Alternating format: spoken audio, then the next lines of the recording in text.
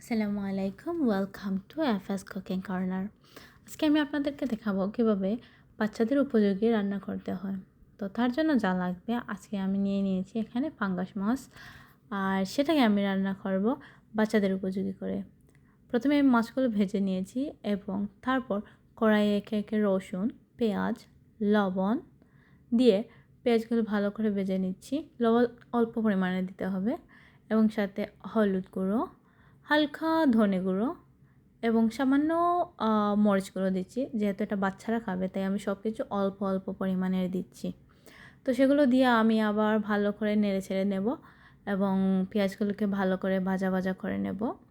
আর পেঁয়াজগুলোকে কষানোর জন্য আমি এখানে জল ইউজ করছি।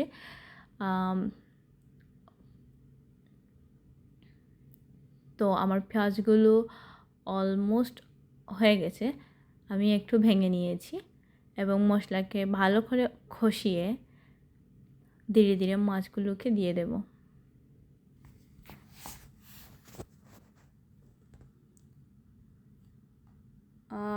ঢাকনা দিয়ে আবার ঢেকে নিয়েছি এবং ঢাকনাটা খুলে আমি সেখানে কিছু টমেটো এড করে দিয়েছি, কারণ আমাদের বাচ্চারা টমেটো খেতে অনেক পছন্দ করে, আর তাই আমি এখানে টমেটো অ্যাড করে দিয়েছি। তো আবার হালকা নেড়ে ছেড়ে দেবো যাতে টমেটোগুলো হালকা খসে যায়। সাথে মাছগুলো এড করে দিয়েছি এবং আলতো করে নেড়ে নেব।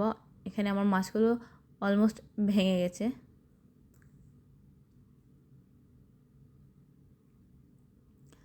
তো আমি আবার নাড়াচাড়া দিয়ে এটা ঢেকে নেব। And this is the final look. এটা সাধারণত বাচ্চাদের জন্য রান্না। Thank you.